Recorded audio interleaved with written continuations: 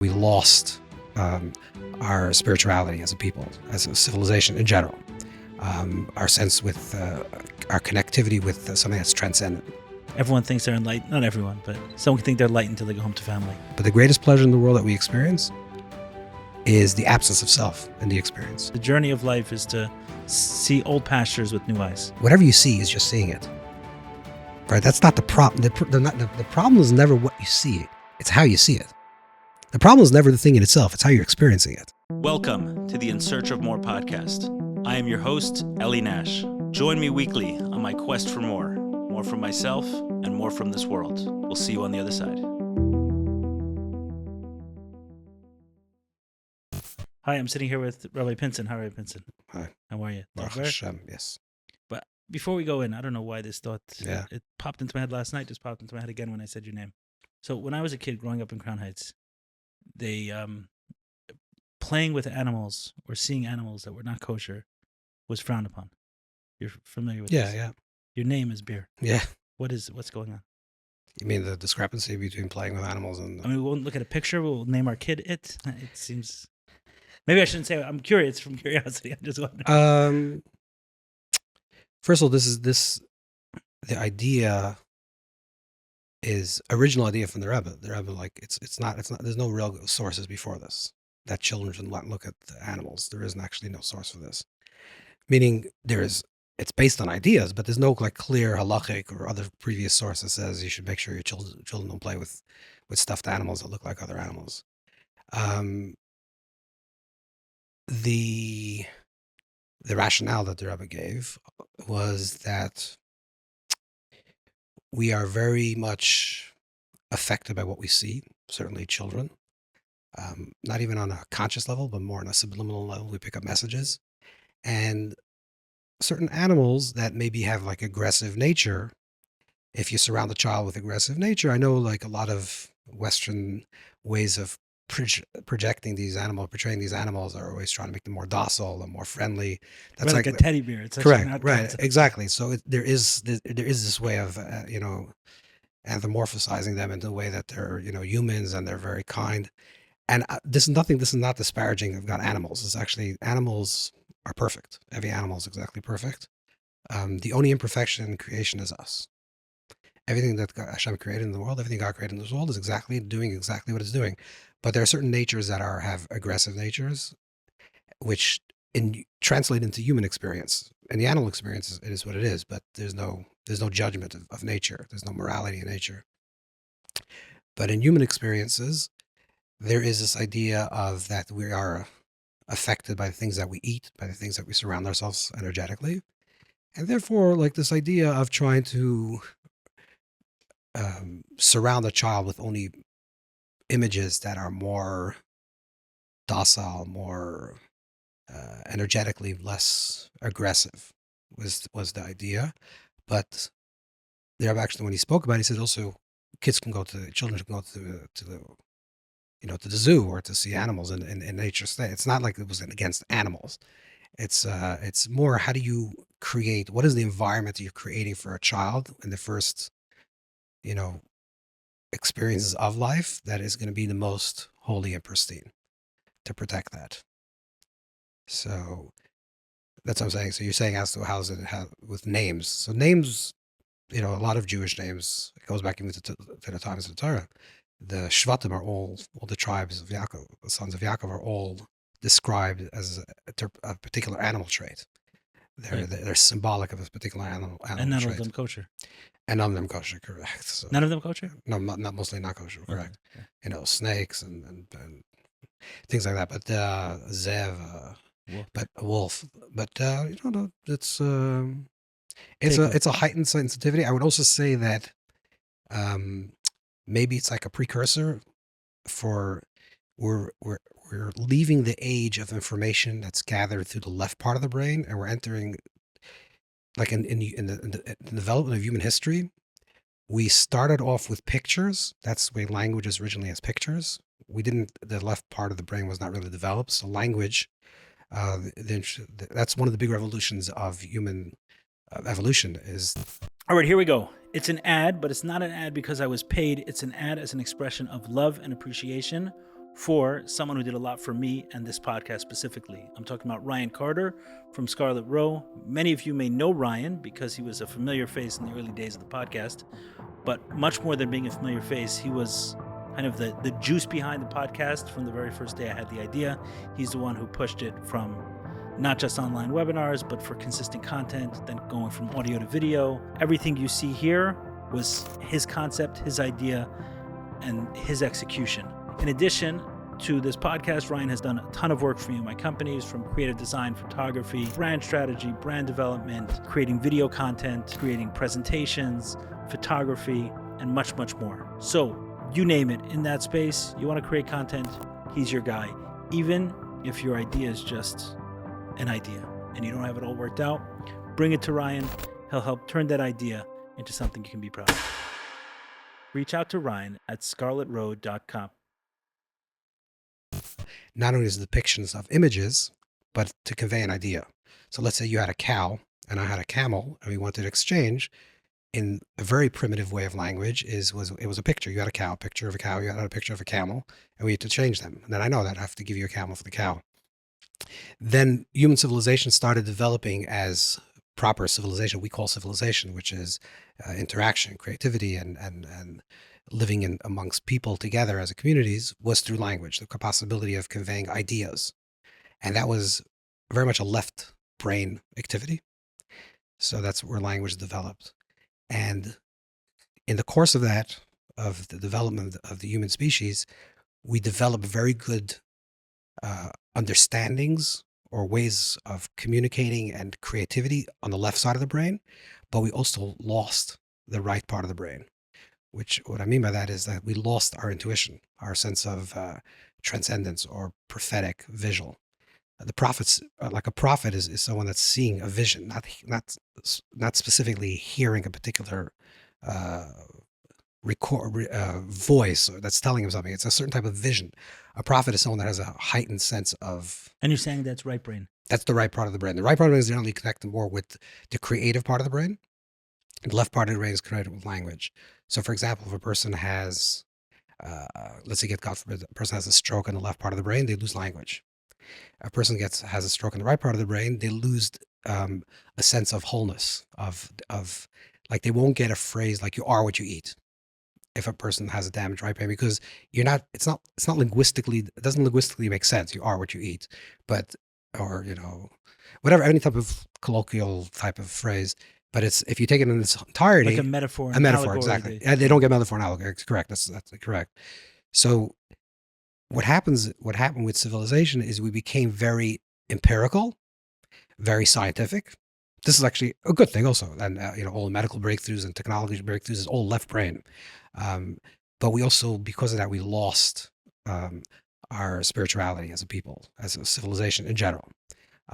Our sense with our connectivity with something that's transcendent, something that's numinous. And you got here from the pictures of animals for kids. No, right? So I'm gonna get to that. I'm gonna get to that. I'm sorry, this is a long-winded. No, it's good. Long-winded response. It's a podcast. Yeah, exactly. So we'll just go with it. We don't have to cut to commercials. Okay, fine. So what I'm saying is that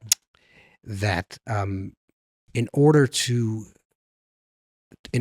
reclaim that more prophetic, intuitive type of mind, which is more like a prophetic type of consciousness, we need to develop further our right parts of the brain.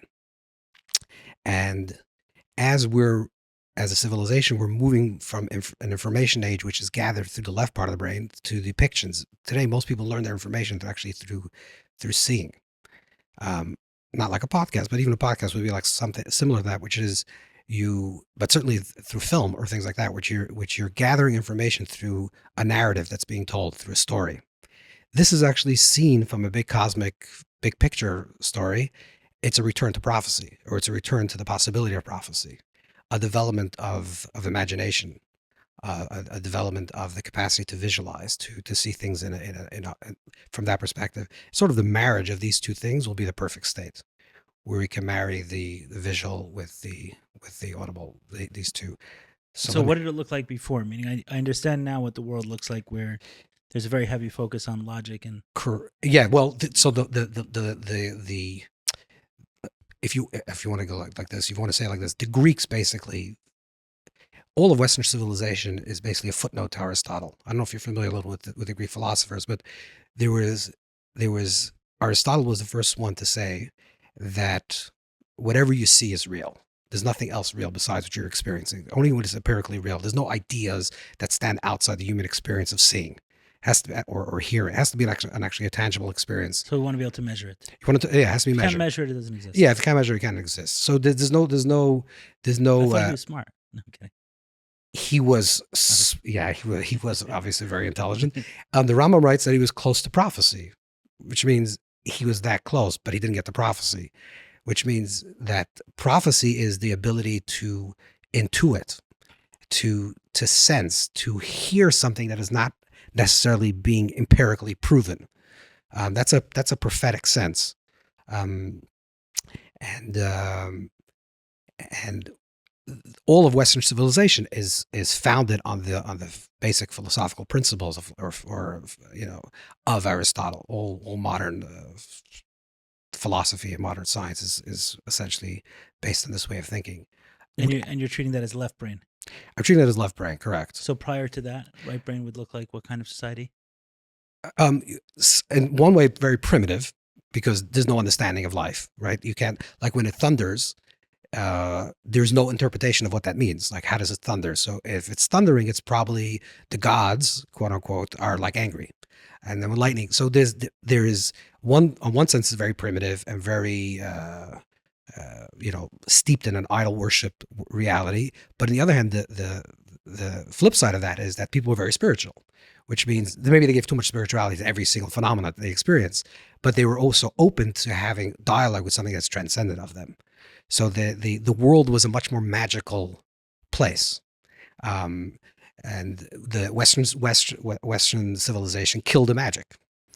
And that's helpful. Like if God forbid, if you have a toothache and you go to a magical doctor, it's a lot, maybe it's not going to help you, but if you went to someone that actually studied medicine, it will. So there's a lot of advancements. Okay, the fact that we're sitting here having conversations, all because of the left brain development.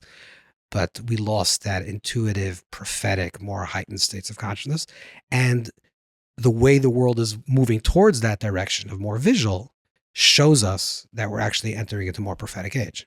You're saying in the last 30, 40, Correct. 50 years. Correct. And you're envisioning a synthesis between these two. That will be the ultimate harmony. If you're familiar a little with the Hebrew alphabet a little bit, go ahead. Okay. You can go anywhere. So if you look at the aleph beis,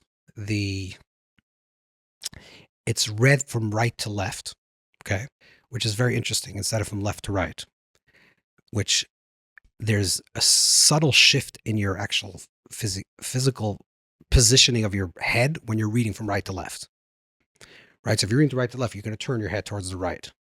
Right. So automatically what you're doing is they're subtly shifting your everything that we do in our body has an immediate effect on our consciousness.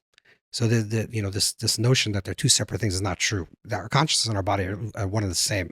So an effect one, cause of one affects the other very, very, very clearly. So when you're moving your head into one direction, you're actually shifting your consciousness to the right side of the brain.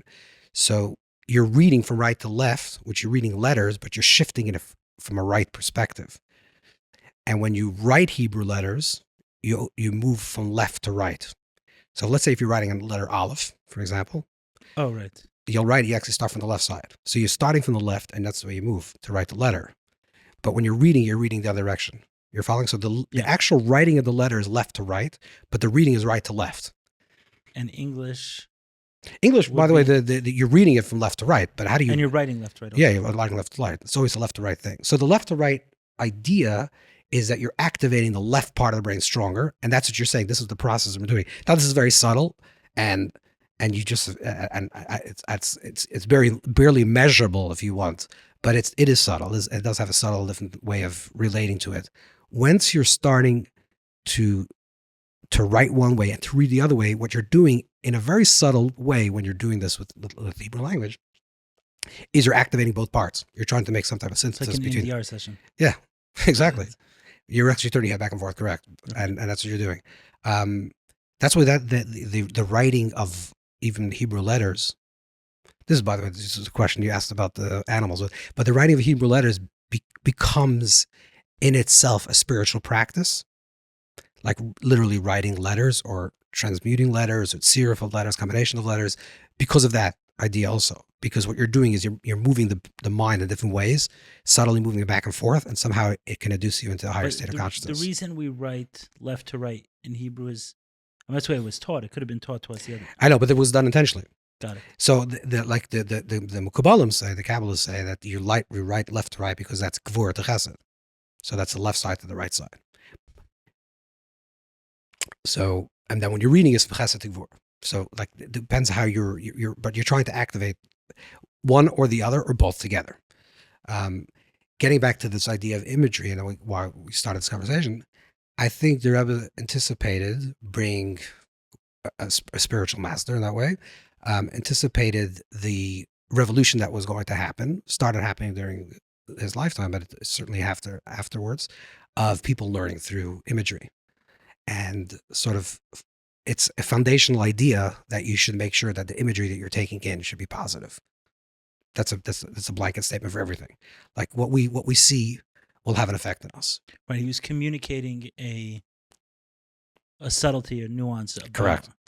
Be sensitive to this. Be sensitive, especially moving forward. We are going to become very much inundated through imagery. Be sensitive to it because, some people, they wake up in the morning, look at their phone, and they see something terrible happening in the world. Then they shut up the phone, fine. And then the rest of the day, they're angry. And they're like, why am I angry today? Well, that's the first images you took into your mind. And that's the first interpretation. That's the foundation of everything that you're experiencing. I saw this study they did where they showed, I don't remember how many pictures it was, let's say 100 or 1,000 in very quick succession. Yeah. Right. So, I mean, faster than, you can actually name each one. And then asking people afterwards, okay, what did you see? A boat, a car, a plane? And people can remember very few of them. Right. But then putting up two pictures side by side and saying, was this one of them? Was this one of them? Was it? And in this, when they go in the second way of remembering a picture, did you see that before? It's near 100%. There you go. It's fascinating. Yeah. It's fascinating. Yeah, we take in billions of imagery every single day. Right. It cements in our brain in a different way. Correct. And it lodges into our consciousness, not in a verbal way. So therefore, we don't know how to give it context. Like if someone tells you something insulting and you heard it, right, and it registered, okay, then throughout the day you feel like a little hurt, you know why. But if you see something and it's an image and it's very quick and it lodged into like a level of your subconscious, like how do you know that it's even there? And then you're walking around with some type of frustration. And it will show, by the way, most imagery that we have throughout the day shows up in our dreams. That's the way the system expunges and gets rid of all this stuff that we see. So it'll have to like regurgitate and like come up to some level of your subconscious, from subconscious to your conscious. And that's, that's the film that you see by night, more or less. Is what you saw during the day. Yeah. Or prophecy. Or prophecy, exactly. Prophecy happens if you are able to control your imagery, your vision, your inner image. Meaning, most people are. This is the koyach hadimi, like the power of imagination. So the Rambam Maimonides has a very clean definition. He says it's like a horse, and either you're riding the horse or the horse is riding you, which means it has a lot of potential, the power of a visualization, the power to imagine. But either you become consumed by it and it just takes you wherever it goes. And that's like externally induced. And it just seduces you to all those types of strange. Like fantasy. The world of fantasy, correct.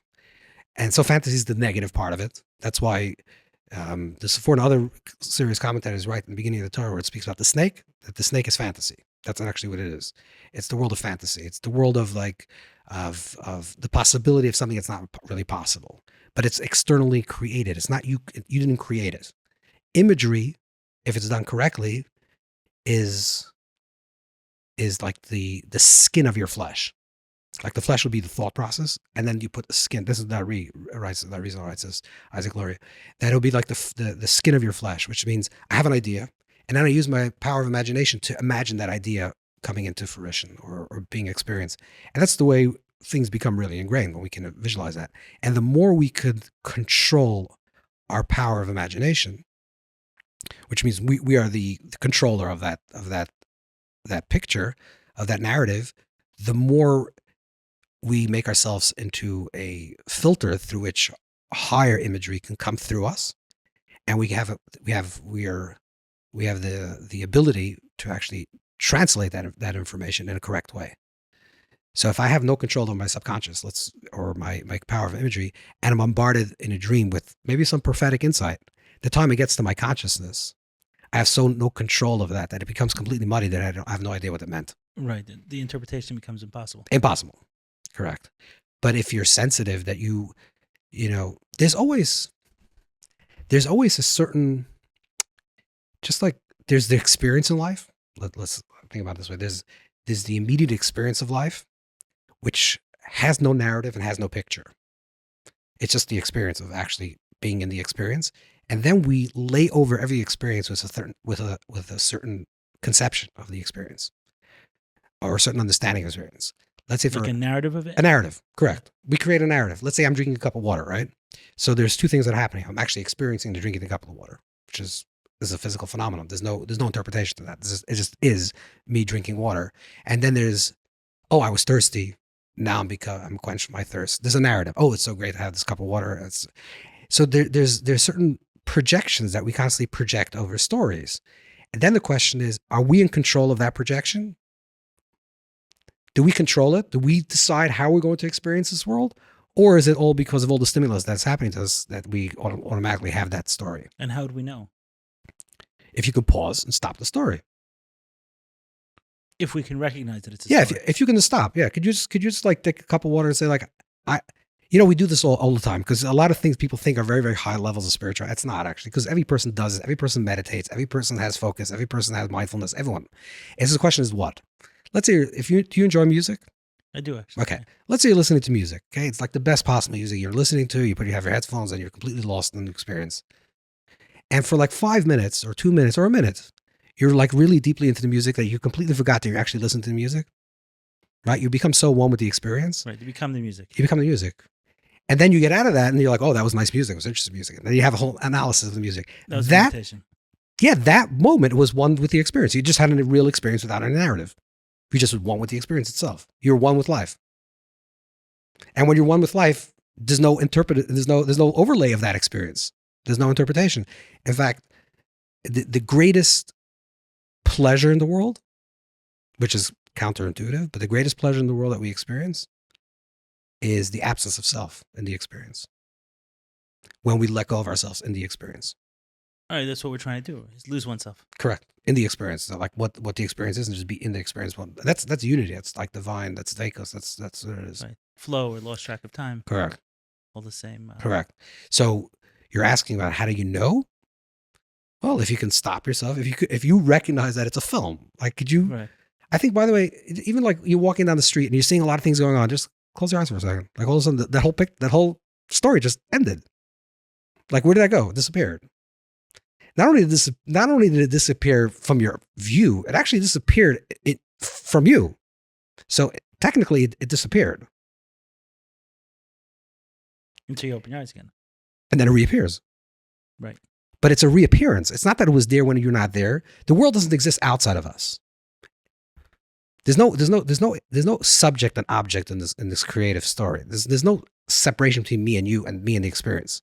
There's only the experiences that is happening. Life is happening, right? This is the oneness of Hashem. Life is just one. It's right. All the separation that creates all the drama and the trauma and all the neurosis that people experience is because we're living in the place of the separation. So then we attach stories to it. We attach stories. We have to. So, okay, this is my story. This is me. I'm this person. You're this person. This is my story. If I insult you that you're not a good podcaster, then you're going to be you understand? I created a story. Then I get like all defensive about the story. Then I'm fighting for the story. There's no story. It's just life. This is happening. Right. It's just this. Just right this. Here, right now. Which we don't even know if it really exists. How do we know this is happening? You can't know, of course, because by knowing, that's already an overlay of the experience. You just are the experience. You're not knowing that you're having the experience. You're actually having the experience. That's it. That's it. That's it. Understood, right? So if you're listening to music and you're lost in that space, the second you ask the question of Yeah, you're no longer how there. do I know this is happening, Correct. Then you're not there you've already. lost Correct. You lost the thread. it. Yeah. So is the point to keep the thread? The point is, this is a very good question, by the way. This is a very good question. The point is to get that state so real to you that anytime you're living through the experiences of life, you never get so entangled that you can't get yourself untangled. So there is like, I don't know, it's like a funny word to say, but there is the mediocrity of life. Of I'll give you maybe a better example. The Baal Shem Tov once said about himself. He said when he was younger, when he was in that state of dveikus, like real one, he said when he met people on the street, he couldn't talk to them. Because anytime he talked to them, he was like engaged in like the drama of life, and it just pulled him down. He said when he got older, he was able to do that. Like be that place and be present there also. Oh, got it.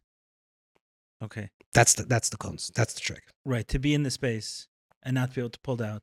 Correct. Right. To sit on a mountaintop and not be pulled out. That's nothing. That's not to walk Judaism. down the street.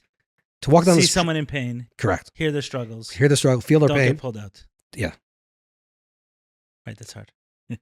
That's life. That's like what Judaism is. That's like what Yiddishkeit is really about. That balance, which is not found in nowhere. It's a chiddush. It's a novelty, and I think it's also a novelty that Jews have to express to the world. That the world has to know this. So how would you say it? Yeah. Meaning comparing it to. There's a lot of other traditions, lahavdil, that will speak about a type of transcendence of this world.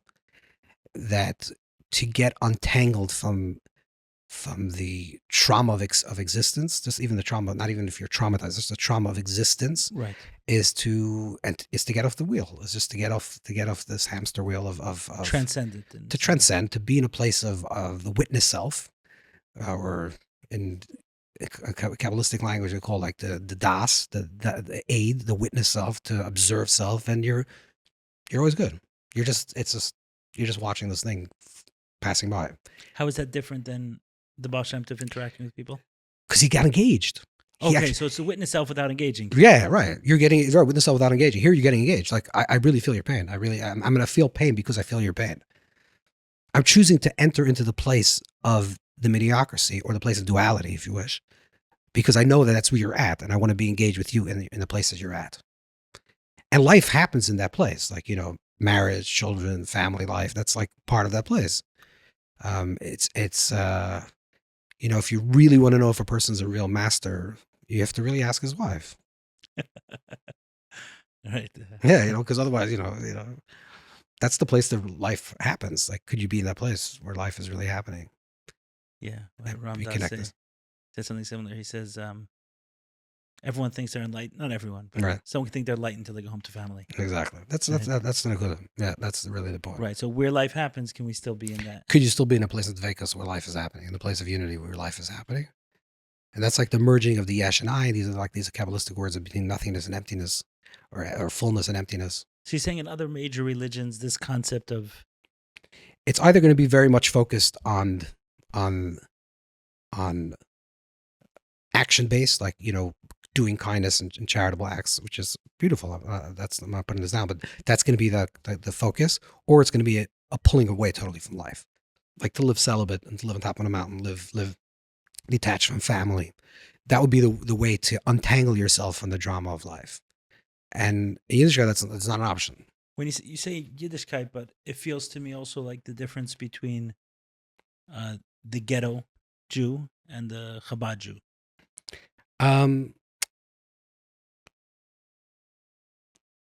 There's a form of detachment there too.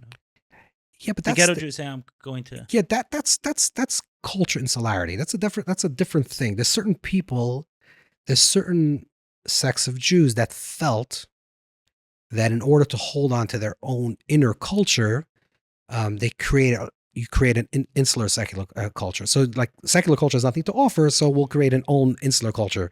That's one. I'm not necessarily saying that you have to be totally engaged in every single modern phenomena that's happening. Like you have to be up to date with all the film and music. And that's, if you want. That's not even that's not the conversation. It's the question is, how do you relate to life in general? Are you a person that's always looking to escape it, to be in a place of transcendence, in that inner place of peace where everything's always perfect and whole? Or are you willing to go into the mud, into the place where, to the grime, to the place where there's actually life is lived in a different way, and to be there? Okay, so while it sounds good, I grew up here, Yeah. right, in Crown Heights. Yeah. And I feel like being in the grime was more of the message than transcending. Do you know what I mean by that? Yeah, I know. You're talking about I'm holding a duality together, a paradox. Right, but it feels like I felt like I got one. I of those. I totally hear what you're saying. I think there's something very interesting about Judaism, which is people don't understand. I mean, a lot of people do, but a lot of people don't really understand. Is that especially when you're talking about a religious Jewish community, 99% of the people that are involved in this type of community didn't have a choice, or didn't make a choice to join the community. So it's more like a culture phenomenon. It's like, this is the way your parents practice, this is the way your siblings practice, and this is the way I'm going to practice. Where in other, let's say lahavdil, if you say, let's say a person becomes a Buddhist monk or something, so this person is going to choose a certain pathway of spirituality. So therefore, this person will be very much more dedicated to their spiritual practice than the average guy that's born into a Jewish community. So that's the difference. So therefore, it's like very hard to judge, like from the collective. Besides the fact that always when you're dealing with a collective, that's what generally happens. Most people just want to deal with life. They're not interested in, there's like a hierarchy of needs. So like if you're dealing with basic food on the table, it's very hard for a person to evolve to that place where they're starting to think about more spiritual matters. So even if the language someone is surrounded by is all spiritual. Correct. You end up interpreting the language very, very pedestral. You interpret spiritual language as a thing. It's like Atzilus is Atzilus. That's like a high spiritual world. Like, no, Atzilus is actually a state of consciousness. So you can't speak about something if you don't know what you're talking about. So what is that? So you're going to repeat a word and say, okay, we learned that Atzilus comes to be, but what does that mean? Like, how are you experiencing it? What does it actually mean to you? And for most people, it's just a word. So I understand the phenomenon, but someone once said, unfortunately, you can't judge Judaism by Jews. So. Right. I wasn't saying it from that perspective. What I'm saying is that it wasn't a knock on. I'm saying that it when you take the two aspects of it, it seems like there was more focus on the other. Right. As opposed to, say, Buddhism, right, which I haven't interacted with it deeply, but a lot of the meditation you see in the U.S. comes from those, comes from those places, or going to yoga studios or other meditation practices or things like that, where there's a lot of messaging around the transcendence. Like that gets its ear time, so to speak. So that's what I'm saying. Okay, I got it. It almost didn't. I don't feel like it had its ear time. It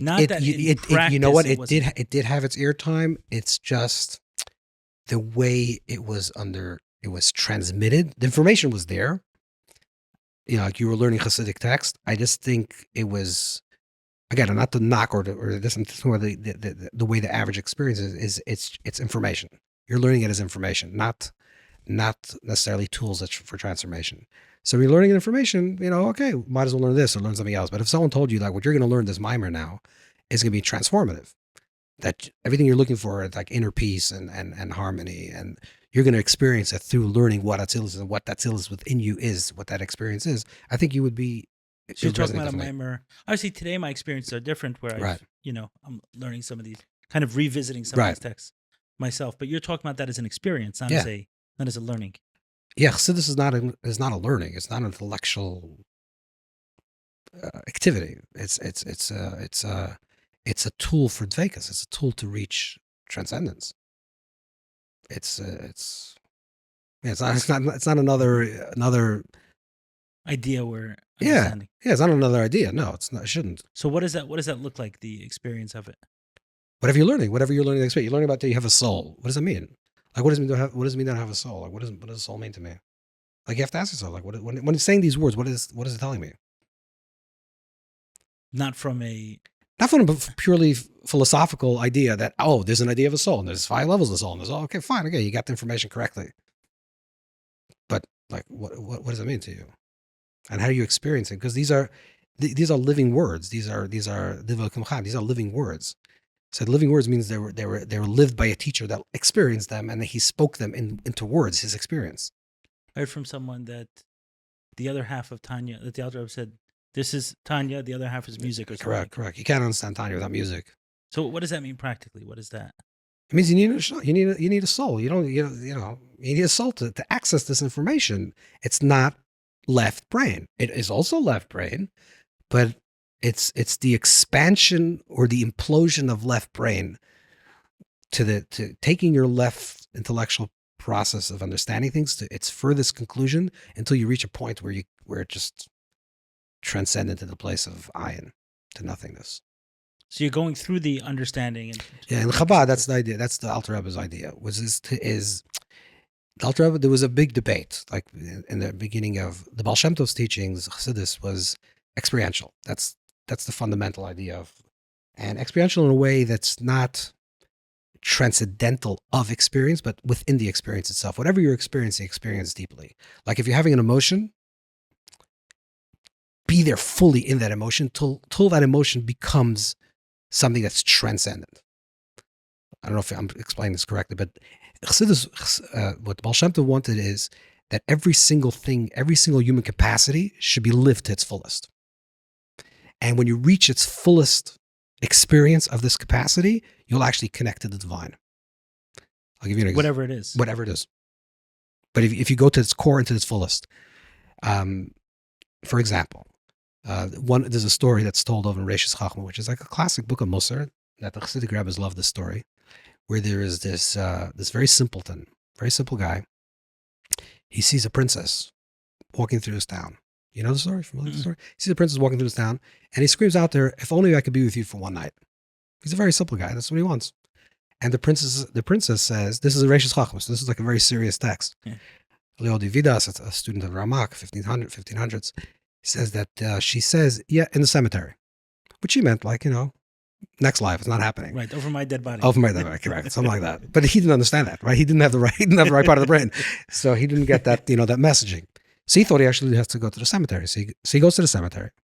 Remember, he sees this princess for like a moment. He did, like she was just passing, and he's sitting there all night and he's waiting for her. He's like pining for this woman that's going to come, and he's sitting there. And his heart is really open with love to feel her, to be with her, and night after night he's sitting there, night after night, pining for her, longing for her, yearning for her, and of course, the image of who she was starts fading because he doesn't really have a real image of her. So first is some type of silhouette of an image, then the image becomes like completely like transparent, then the image disappears, and he's just left with like this feeling, infinite amount of love.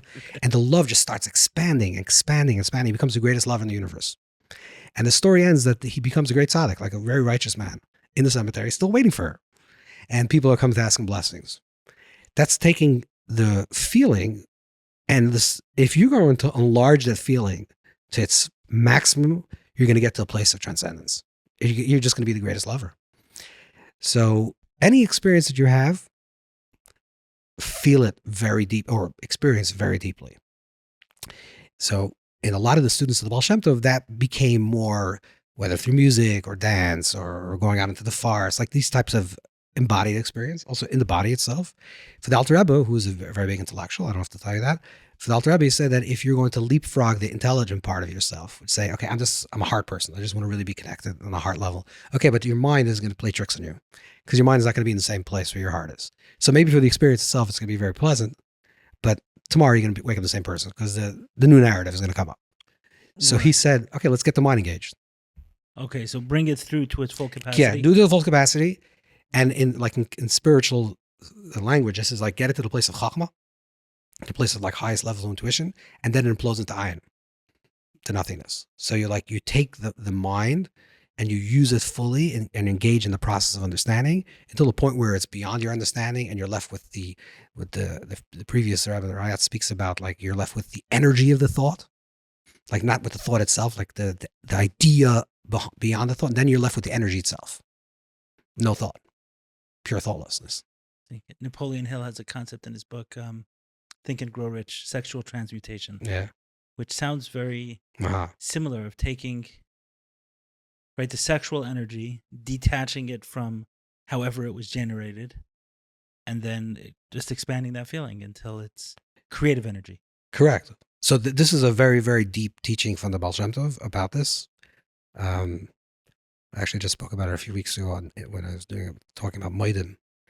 It's very subtle, and it's not necessarily for every person to understand this because people are going to take it in the wrong way.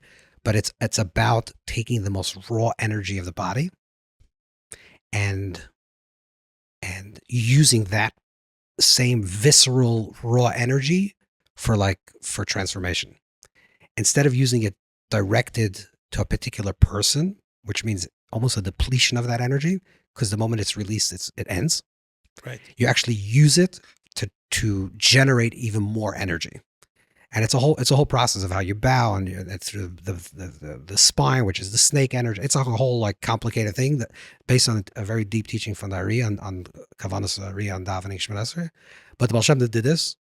And that's where the Baal Shem Tov talks, which I don't want to say he got into trouble, but this is one of the teachings the Baal Shem Tov said, and people had issues with it. Smaller people had issues with this, but is that the Baal Shem Tov says that when a person daven, it's like intimacy. Like you have to experience intimacy. He says that's why people move their hands and shake, and then they stop shaking because you're going through states of intimacy. And what he's really saying is, on a deep level, it is. If you can be that place, you can actually experience what it means to be ultimate pleasure, not pleasure, ultimate tainig, which is the highest level of pleasure. Ultimate pleasure is not localized in the body. Like if you have pleasure in your foot, or pleasure is someone's tickling on your foot, or you have pleasure in another part of the body, it's local. And so the experiencer is having a localized experience of pleasure, and it's through an experience that's also very particular in the experience.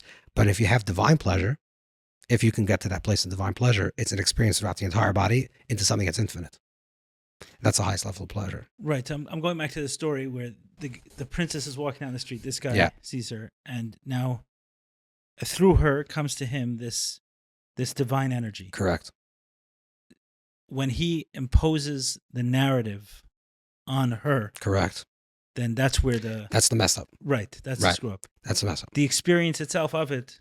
You know, there's the Rabbunim of Pishcha, one of the very famous Chassidic rabbis, very wise person.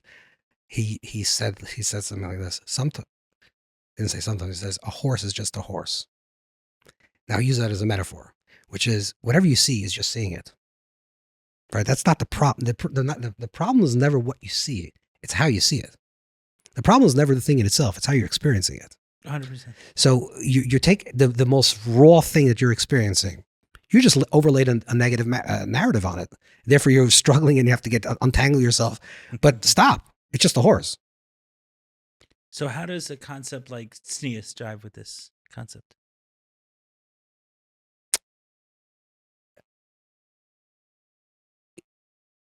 Well, you understand what I'm asking? Right? Yeah, I do. But I would say like this. First of all, there's a few elements of here that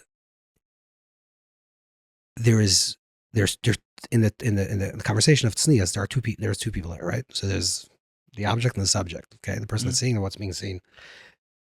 So for the person that's seeing, the question is on what level are you? What level are you at? That you can actually see things in its purity, in a way without any narrative. Could you see beauty without a story? Because most people, when they see beauty, the immediate response to beauty or something that's attractive is, how could I own it? How could I get it? How could I be with it? Or how could I ride the horse? That's like right. That's the immediate reaction. So Rabbi Kiva has a teaching like this. Rabbi Kiva says that it's a Gemara, it's from the Talmud. Rabbi Kiva says that if you bump into, let's say it's talking about a guy. So if you like turn a corner, Karen Zavis, like at a corner, and you see a beautiful woman, you should say a bracha, shekacha ba'olam, that Hashem created beautiful, like Hashem created this in this world. What Rabbi Kiva is saying is, sometimes when you bump into something, the corner is a metaphor. He's saying when you bump into something before it triggers anything else, you can actually appreciate things shakacha, that this is beautiful in this world. The problem is the moment afterwards. Now, could you live that all times? That's the state of Adam and Chava, Adam and Eve in the paradise, right? They were not ashamed of each other. That's what it means. They were living in that state of not no desire to own, just to experience. If you look actually the way the Torah describes, So not localizing God. yeah, not localizing even your experience, right? Right. Oh, that is beautiful. No, that's not. That's part of the beauty of everything, right? The moment you start, and the moment you see that it's toiv l'meichel, like it's good for food. This is what the story is. Like then in the Garden of Eden, they see, oh, it's good for food. It's not nechman le'inayim. It's not beautiful to behold, but it's good for food. That's already a grabbiness. That's already a narrative. I want that. What do you need it for? That's everything's beautiful. God created a beautiful world, and there's beautiful things. I thank God, and you have to make a blessing for all the beauty in the world. Just stop trying to own everything. Stop this. Take control. You're saying about tznius is a subject. So tznius, that's the one level. So the question is, could we control that if you're in that state? Then, in terms of the person projecting, whether it's a man or a woman, there's a fascinating teaching. So the Gemara says, the Chazal tells like this, that it was Miriam is considered one of the most beautiful women that ever lived. And the Gemara says something very interesting. The Gemara says that if someone sees Miriam, he sees Miriam, this beautiful woman, is Mevi Doron L'Isha, he brings a gift to his wife. Now, it doesn't say he brings a gift to Miriam. If a male sees Miriam, he brings a gift to his wife. So the Ishbitzer says like this, what this means is, a person that's a real tsanua, I'm talking about, let's say me and you, if a person's real tsanua, a person that's a real tsanua, a person that's really modest, tsanua means hatz naleches, a person is walking with themselves. I'm not here to project something on myself, so to entice you into anything. I like to dress beautifully, or I like to have a nice house, or whatever the thing that I need. It has nothing to do with you, whether I want to impress you or I care about you. It's nothing to do with you. It's all about me.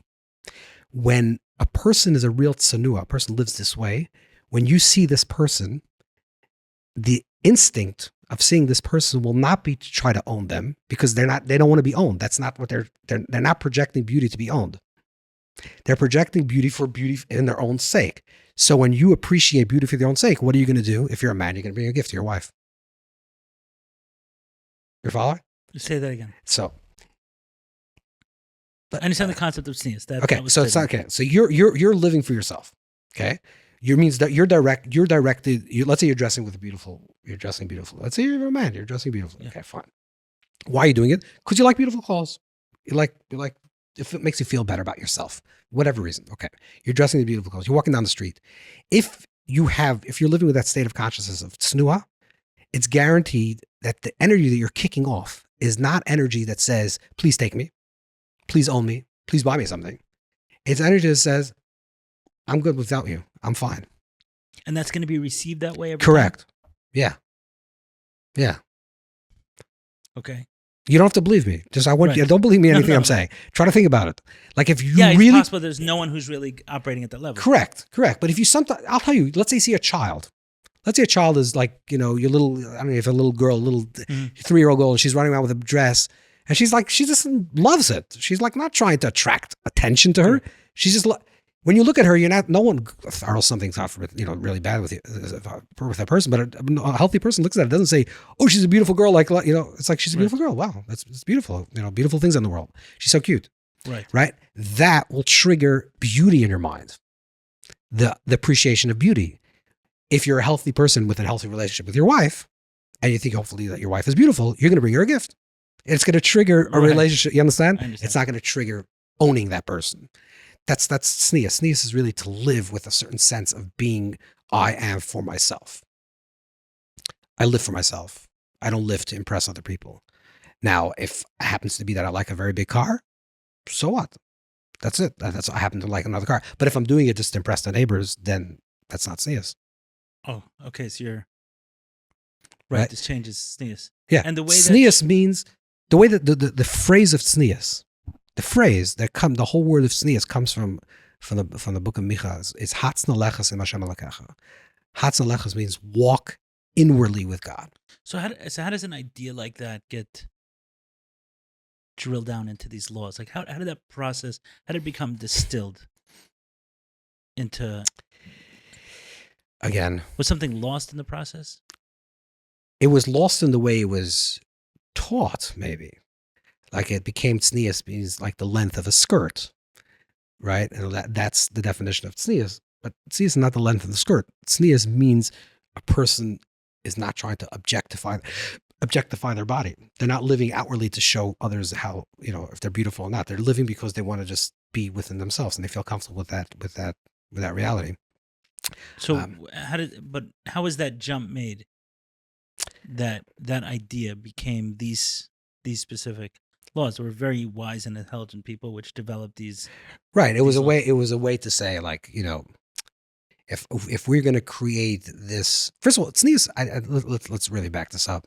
There was never like a laws that said exactly how long a skirt should be, or there was no like halachic rulings of this thing, like strict halachic rulings. Over time, like there's nothing in the Gemara that says how long a warrior. Like it's not really that conversation. A lot of the laws of tznius evolved from the society that people lived in. Like what was considered a person that's evocative, someone that's trying to evoke a certain reaction, how they're dressing, versus a person that's just living their life. And I think it depends. It was culturally conditioned a lot. People dressed generally more modest and 100 years ago, that's clear. But the idea of tznius was really like, it was the idea of royalty, that a woman, particularly for a woman, with the idea of like a woman should dress in royalty. When you see someone that's dressed in royalty versus provocative, you have a different type of interaction with that. Royalty demands respect. It demands it demands a certain type of reverence. It's speaking about a different thing, versus a person that's being wearing clothes for a different reason. And by the way, the laws of tznius applies to men as well. It's not a woman thing. It's a manly thing as well. You think this concept, meaning with men, it may apply more to the car we drive than the correct for tznius, exactly correct. Car we drive, the house we have, I think exactly for more things like works. Yeah, but it's the same idea. Like the title, right? But think about it. Like how am I really Hatznalechas Hashem Lekachas? I'm walking alone with God. That's what I want. Is my life really like private? Like I really don't care what other people think about me and look at me and how they look at me. Or I just want to live my life. Right. I like this explanation because at this one we all have work to do, so it's difficult to point the finger. Yeah. Well, first of all, we should never point fingers, but you know that. I'm sure you know that. The only finger you can point is on yourself. Right. What I'm saying is that when it's expressed in very clear lens of something, right, then you can understand it for yourself. Then that can this isn't correct. But when it's something more subtle and nuanced, that I'm sure all of us have varying levels of correct.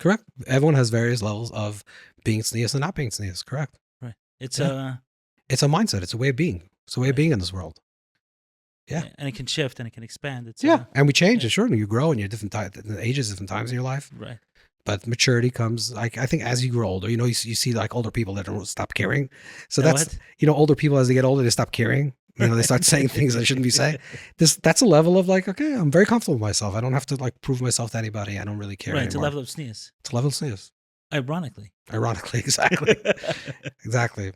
No, by the way, I don't know how to get into this, but you can see even like older people, the way they dress, like even if it's not like the same way they would, like an older person that dresses in a particular way, even though for a younger person it may not be tznius, but for an older person it is. It's not so. You know what I'm saying? It's like a different way. There's a certain way of being in this world. What are you projecting? Are you projecting like attraction? Is that what you want? Are you creating like attention to self? That's what you're at, or it's just like being myself. And it's, there's a Gemara that speaks about like when you.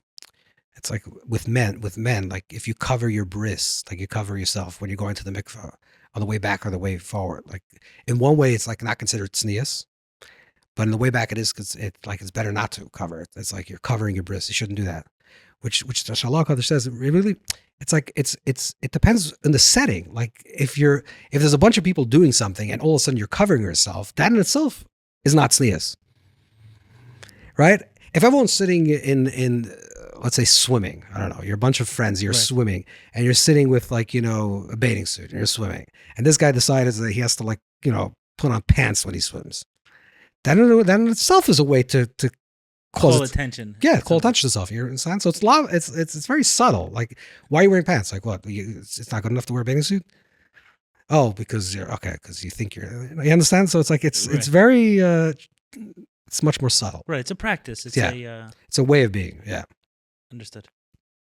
So how did we get here? We got here from...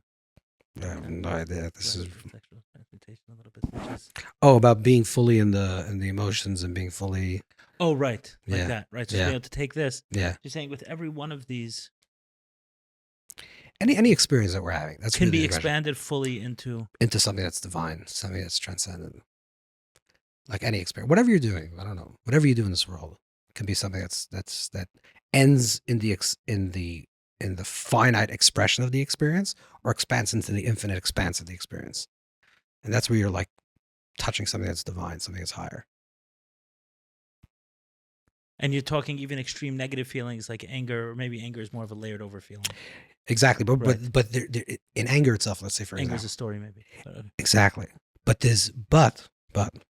like Sefer Yetzirah talks about this ancient book of Kabbalah or of Judaism, speaks of every month has like a particular energy. Mm-hmm. So like it says, like the month of Tavis, the energy of the month of Tavis is roigas, is anger. Like as if it's a good thing. Like this is a good thing. Oh. And the answer is, anger is not a negative thing. The narrative of anger is negative.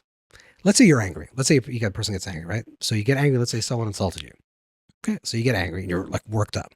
Now there's two things that are happening. There's the sensation of anger and there's the narrative of anger. The narrative of anger, this guy told me this. Okay, that's terrible. That's you're like an idol worshiper. Fine.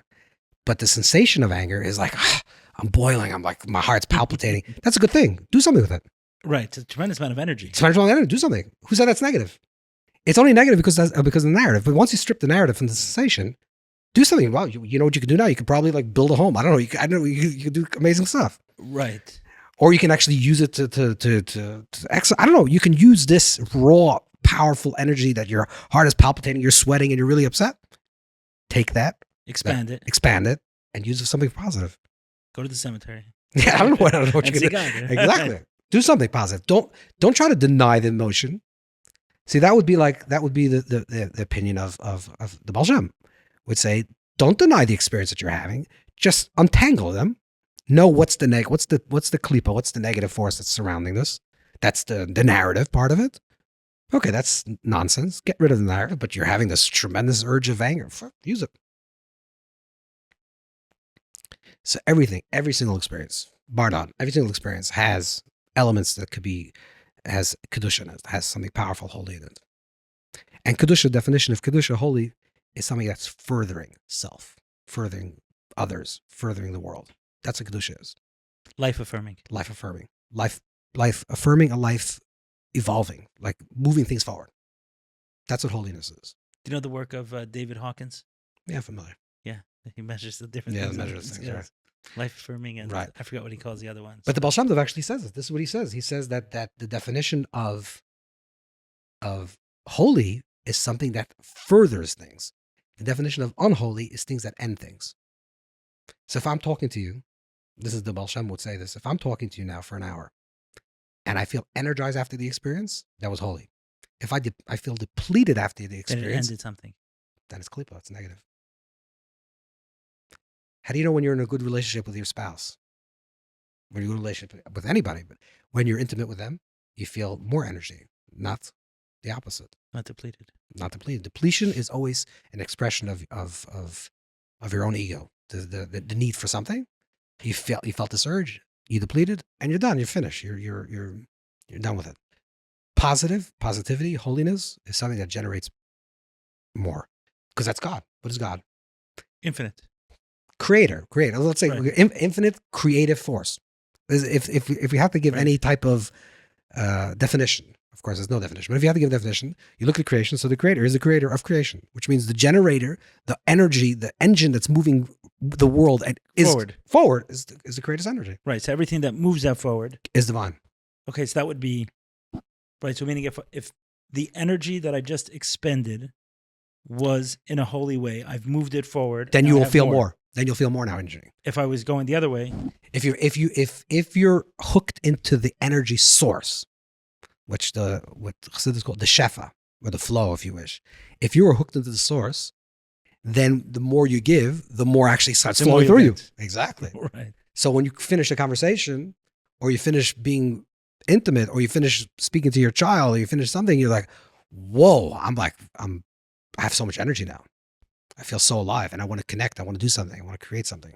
So if I have a work day that's brutal and I kind of feel beaten down at the end, your message for that is, like, I get very energized from these conversations. Right. But if you don't feel energy from something, it's very hard to measure throughout a day. But I would say, like, brutal throughout the day was everything that experienced throughout the day. Everything was brutal, or like the last 10 minutes, or how would you measure it? But if you come out of work every single day depleted, you're probably doing the wrong thing in this world.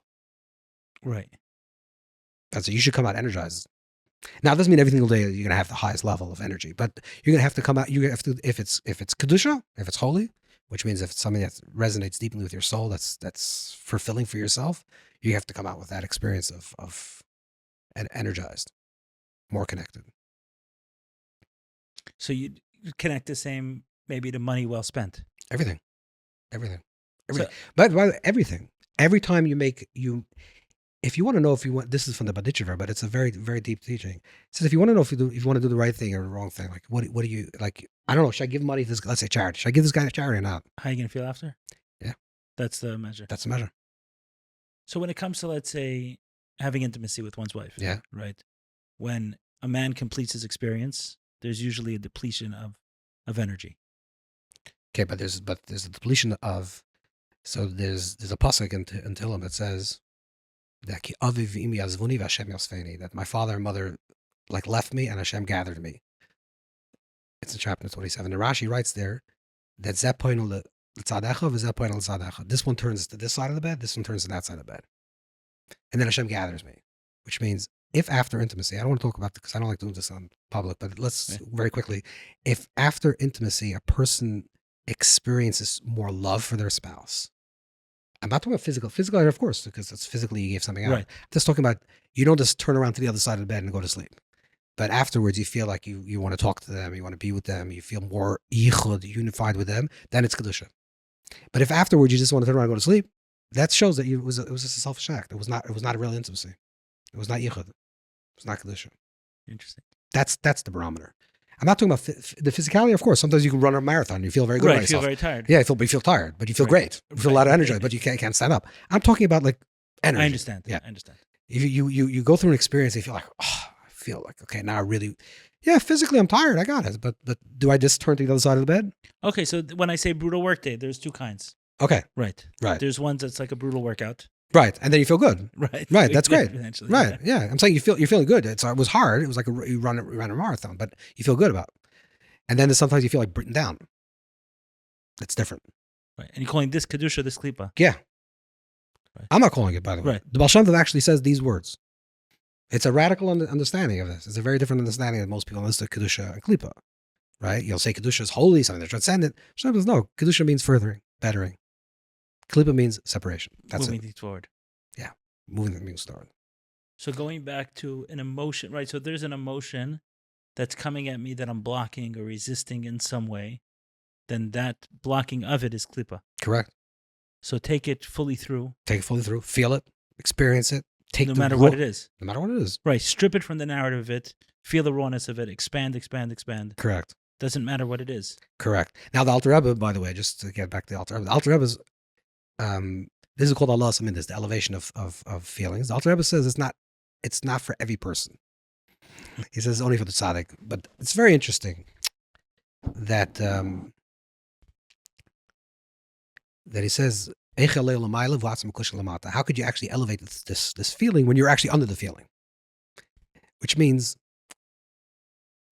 let me say it like this: what the Alter Rebbe is really worried about with these emotions is that, let's say you're a person that deals with anger. Okay, let's say you're a guy. You always get angry. This is like my thing. I'm always angry. Okay. One day you're angry and you said, you know what? I'm going to strip it from the narrative and beat it with sensation. I'm going to feel the raw energy. Who are you fooling? Like that right, this horse has been riding me for years. Exactly. It's so above you. You're not going to. What's going to be is you're going to be more angry and more angry, and it's going to feed the beast. That's what Alter Rebbe says. You have to know which emotion and when. Like sometimes there's an emotion that comes to you that is not familiar. Like you're not an angry guy. you're not an angry person. But one day you're like, that's an emotion that I can control. I can actually do something with this. Alter Rebbe wouldn't have an issue with that. That's not the issue. The issue is when it's an uncontrolled emotion, which you're always feeling. So that's why you have to also, the blanket statement is, yes, of course you can do this, but you should also know yourself. Like know if this is like really applicable to you, or you're like still right. If you're encountering it on a corner, or if you've been walking. Exactly. Perfect analogy. If you're encountering a corner, then do with it. If you can't, then you're probably just going to mess yourself up. But any other feeling that's coming to you, and feel it deeply. And so, what's the solution for the other way? There was I heard this. I didn't watch the recording, but apparently Tony Robbins was doing a live event. When 9/11 happened. Yeah. Oh, during the event. When it happened, I think he was in Australia or somewhere where the time zone was very different. So at 9 a.m. here was the middle of the night there. Apparently, he had ended that day's seminars, and they go long. So. I'm not the biggest fan of his, but I went once with a few. I'm not really familiar anyway. But I know who he is. Yeah, he's an interesting guy. Yeah. Anyway, he brought everyone back in, obviously because this just happened. So not everyone's going to go to sleep now. Right. There's a lot of energy. So he brought everyone back in, and he asked people what they're feeling, and people gave different emotions. And again, I heard this secondhand, so I may be, but the point is still valid. Yeah. And he asked people their emotions. And one person was disgusted. One person was afraid. One person was whatever, disgusted, excited, ready to take on the world, whatever emotions they were going through. And then he asked them, when was the last time you felt that? And he did this with each one. And his point that he was making, that most of you are feeling feelings that you're attributing to the event. Right. But this is your go-to feeling. Yeah, exactly. 25 times a day. Exactly. Right. Exactly. So what does one do with that? Meaning, what's the solution for those ones that trip us up a lot? Certain emotions that you constantly repeat them, and you're constantly tripping up on these same exact emotions. Yeah, so let's say anger is probably one that I struggle with more than, say, I don't know. Let's say something makes me feel disgusted. Okay, that's not so common. That's a new one. It's a new emotion. I didn't see this game. When I woke up in the morning, I'm fairly certain I'm encountering anger at some point.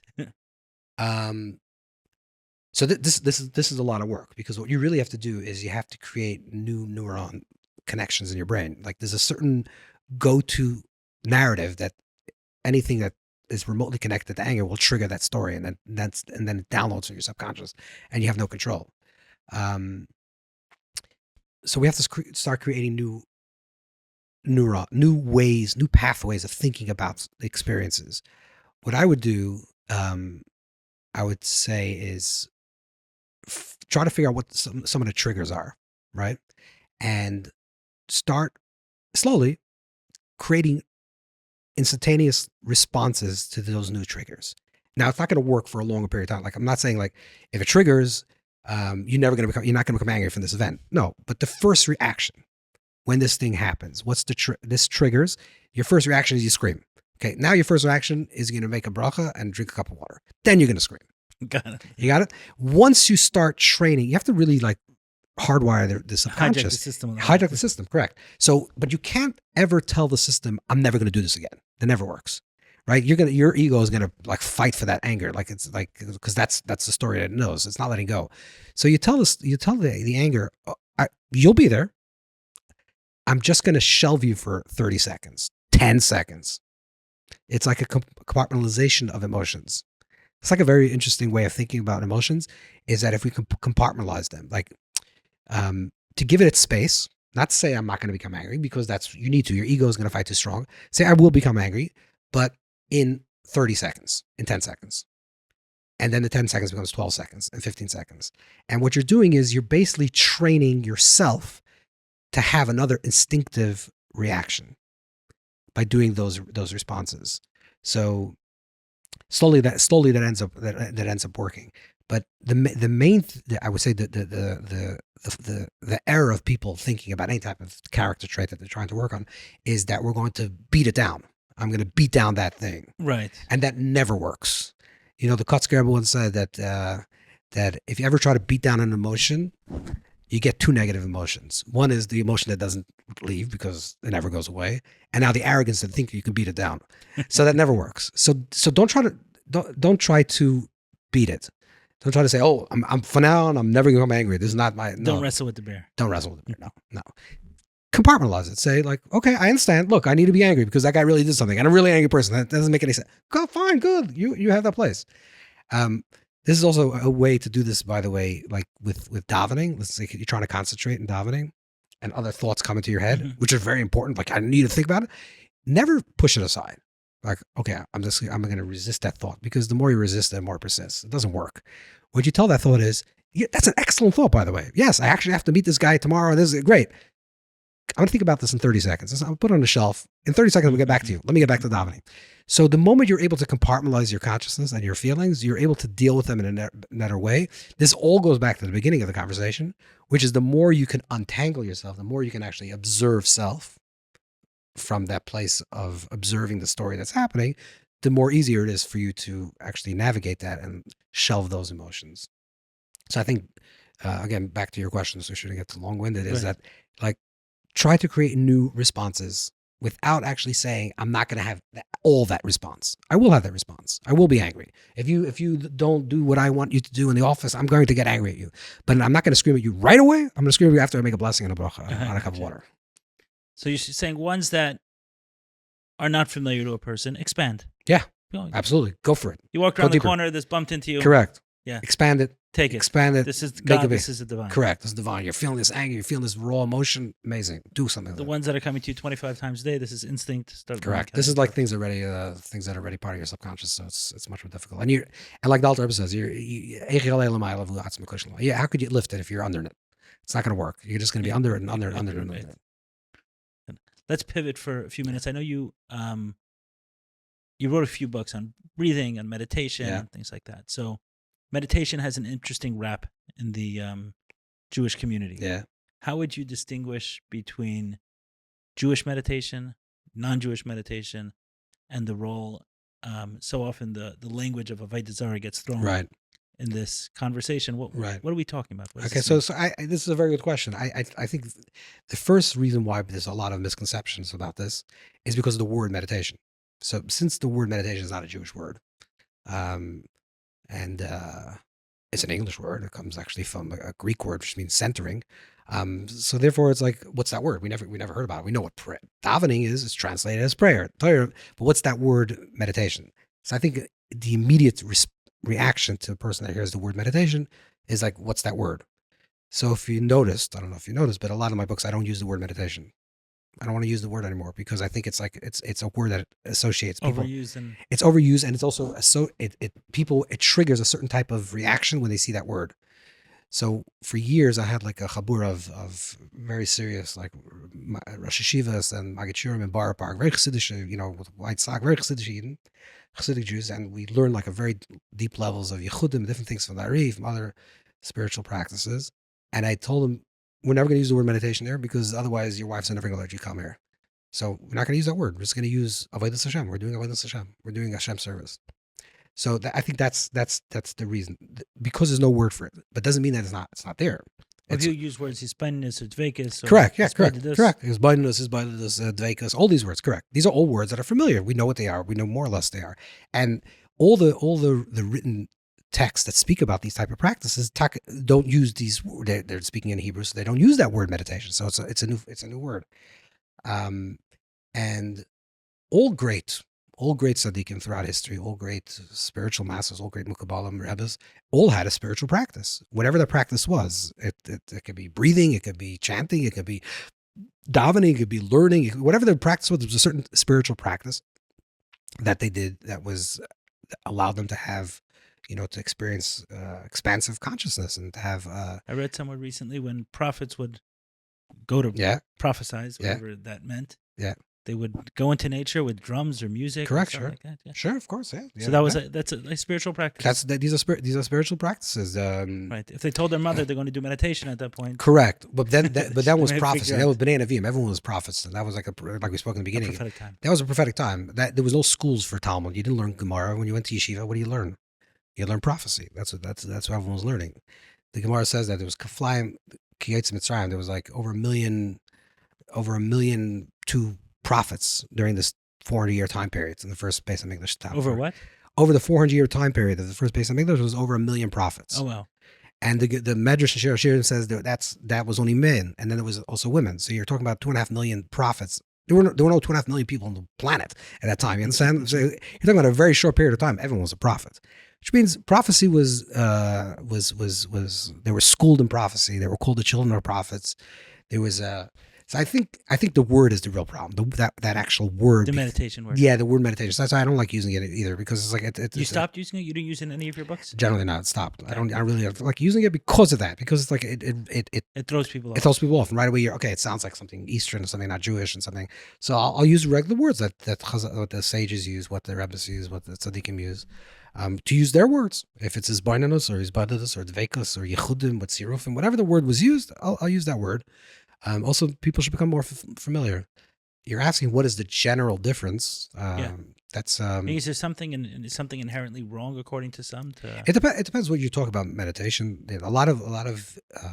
A mindfulness meditation. Yeah, a lot of the things are just centering self and just being present. There's nothing. There's no.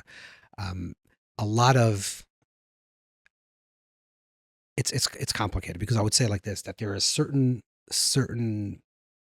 Hindu practices or even certain type of religious Buddhist practice, Hinayana versus Mahayana. There's different types of Buddhist that actually have certain chants and certain sacred, chanting of different names and things like that could have undertones of Avodah Zarah. So you have to be careful what you're doing. But the way most people think about meditation today in a modern world is more mindfulness. It's just about being present and being, focused on your breath and focus on your mind. Like right. So someone standing up in front of a room and saying, "Close your eyes, take a few." Yeah, deep there's breaths. nothing. That's general. That's like someone telling you, get up and stretch. It's a mind stretch. It's just there's nothing wrong. I mean, there's not even nothing wrong. There's nothing. It's not even a conversation to say anything wrong. It's not kedusha, it's not clear. Yeah, it's nothing. It's nothing. Whatever. It's like you're stretching your limbs. To make yourself. You need to stretch your mind. You stretch your heart. You stretch your body. So I don't think it's anything. You're talking about deeper, like transcendental meditation. There's other type of things that could have undertones of different types of mantras and things like that could be problematic. They could be repeating mantras from. Yeah, usually they're the Veda mantras. They're mantras that actually are names of idols and pagan things. So that could be that you should stay away from if you don't know what you're doing. Right, understood. But in general, in meditation. No, today, what we call meditation today in the West is not real meditation. It's just that's it's Kinderspielen. It's like it's child play. It's whatever. It's basic human things just to be a healthy human being, just to focus. That's it. Okay, and what is this concept of Avodah Zarah? People throw it around. What does it mean? Yeah, that's the $1 million question.